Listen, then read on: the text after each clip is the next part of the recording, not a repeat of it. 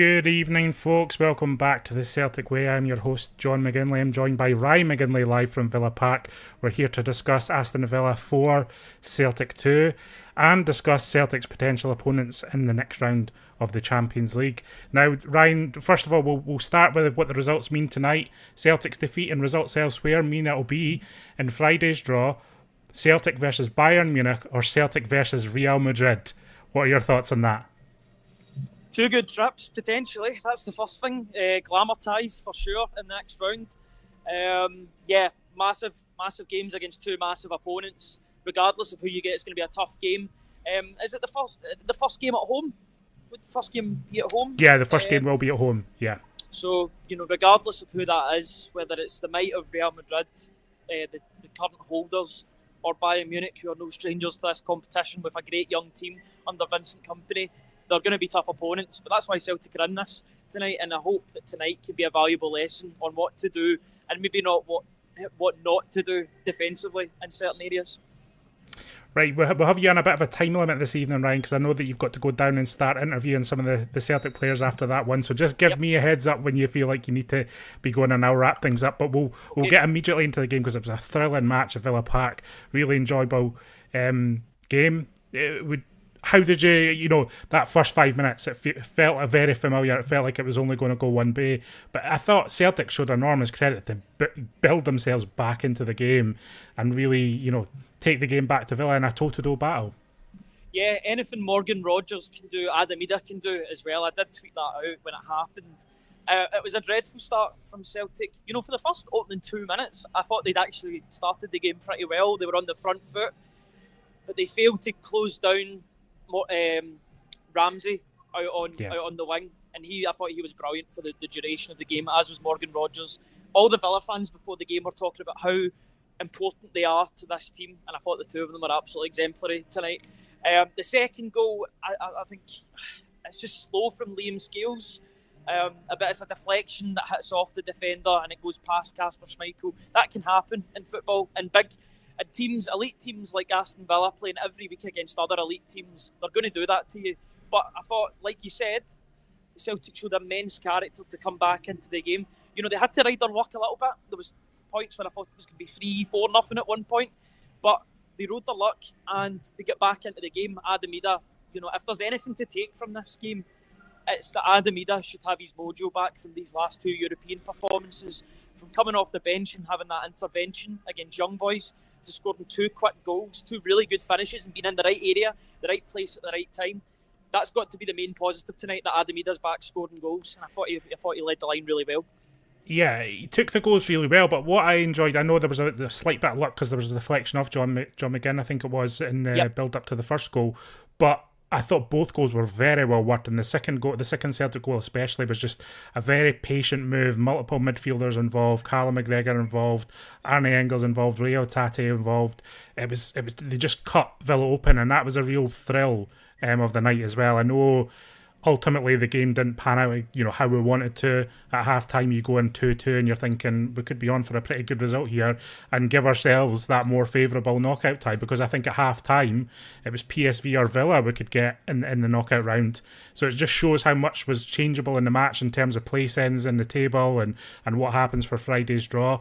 But 2-2, Celtic go in, come out, and it just got away from Celtic, didn't it? Villa's quality started to show again, and Morgan Rogers, very enjoyable footballer to watch, just very physical but skillful as well, and I enjoy a skillful player who has that physicality about him, and he unfortunately for Celtic, he showed that off in Villa's third goal, where Liam Scales kind of overcommits and pressing Morgan Rogers. Morgan Rogers brushes him off. Arne Engels kind of doesn't deal with it either, and there's a gaping hole in the Celtic defence. But that was an exceptional goal from Villa's point of view. But from Celtic, it was just that little bit of overcommitment, that little rush of blood to the head from Liam Scales that I felt led to that.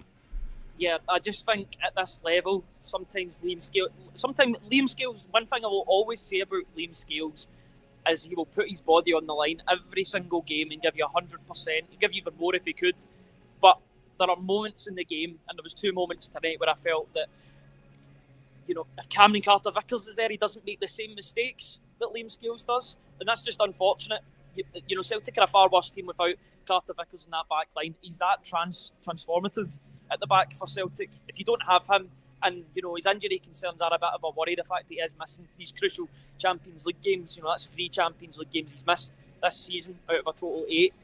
Although it hasn't really cost Celtic that much. I know tonight, obviously, the result didn't go their way. You want to see him fit and available. The third goal was just, I don't know if it was a rush of blood to the head from Scales. He just goes up and wants to try and win the ball.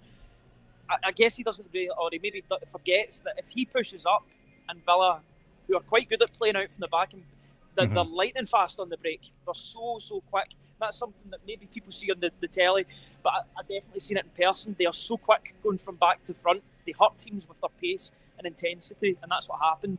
But yeah, and then although they didn't concede the penalty, which was quite comical from Ollie Watkins' perspective, it was a terrible penalty, a terrible slip up. It was these mistakes, and they happen in batches for Celtic, and that's what's going to cost you at this level.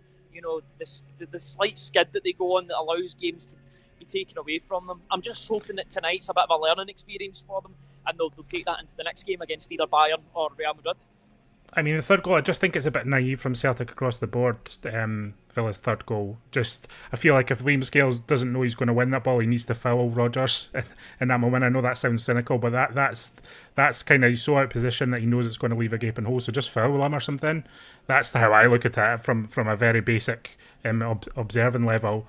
But, overall, it was pretty good performance in spells from Celtic, I thought, and I think ultimately you start to see towards the end of the game you just don't have that depth on the bench to kind of bring on players that can swing the game back towards Celtic or in Celtic's favour. But I think Celtic come out with tonight's match with a degree of credit. Obviously, we've lost the game 4-2. We never like seeing Celtic losing. But I do feel there's a degree of credit there in that Aston Villa are one of the best teams in the tournament this season, and they play some excellent football. And we did give them a good game for a large portion of that, and then they just stretched away from us ultimately in the end. That's how I'm kind of seeing it tonight. Maybe some people will be more upset. Maybe some people will be kind of like, that was, you should be giving Celtic more credit. But just for me, it was just that little bit bridge too far towards the quality of Villa, but still, having some credit of the performance. Yeah, you're bringing on guys, to be fair, their futures at Celtic, their futures lie elsewhere than Celtic. You're bringing on Lewis Palmer when, mid-game it gets reported that he's close to signing for Olympiacos. That's just the way that this team is going at the moment. There are things that are moving in the background. You're bringing on Dane Murray, Daniel Cummins, although I do like to see the young players come on and be given that exposure at the top level. Dane Murray obviously got that as a 16-year-old against Midtjylland in Ange Postecoglou's first 2 games. But I liked seeing that from Rodgers, and it's good to see that a young player's coming into the team and getting that exposure. Same for Cummins, although his future maybe lies elsewhere due to his contractual situation at the moment.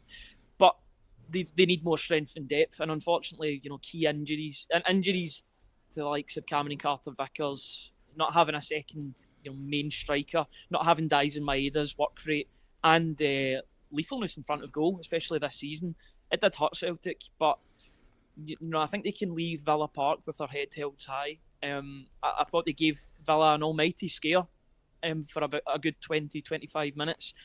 You've seen better teams than Celtic struggle against Aston Villa, so I guess there is a certain degree of pride and proudness in that. But at the end of the day, it's a defeat, so you're obviously disappointed. But there are reasons to be positive at the same time, while not being too positive. Yeah, there's a bit of debate in the chat about who exactly Celtic could get in the draw. I can assure you it's definitely Bayern Munich or Real Madrid. That is the draw. UEFA split it into 4 mini-groupings in the draw, so 9th and 10th would play 23rd or 24th. So that's how it all works. It kind of mirrors each other. They put into groupings. So Celtic can get Real Madrid or Bayern Munich in the next round. We'll be talking about that a lot more on the channel over the coming days, and obviously in reaction to Friday's draw. Ryan, are you needing to head off now? Is that you need to head downstairs? Probably, just because there's a bit of a journey to get to the mix zone, and I want to make sure that I get the audio of the players. But thank you very much for hosting, John. Really, no problem. listen, guys, I know this is a bit of a short show this morning. It's just the way things are working out on the channel tonight, with Ryan doing some press duties down the stairs. We'll be back tomorrow morning with Hamish on the morning briefing, talking a lot more in depth about the game, a lot more in depth about everything going on around Celtic at the moment. But we just wanted to hop on and give our instant reaction. A mixed night for Celtic. Ryan, any last thoughts just before you jump off? Just delighted that Adam Meader's broken that goal drought, to be honest. I think that's the main talking point of positivity for Celtic tonight. He showed that he can be a menace in the box, being in the right place at the right time. Some positive positive performances from the likes of Hatate, I thought, in spells, but plenty to learn from. But every day's a school day when it comes to Celtic in the Champions League. They can learn from this and improve, and I'm sure they will. Well, good luck with your chats with the players down the stairs. We've got Tony at Brendan Rodgers' press conference as well, so we'll have a lot of reaction on the channel and the website over the coming hours and into tomorrow morning. So yeah, keep it tuned to the Celtic Way. But for now, we'll say goodbye to everyone in the chat and watching below, and we'll see you tomorrow morning. Thanks. Cheers, guys.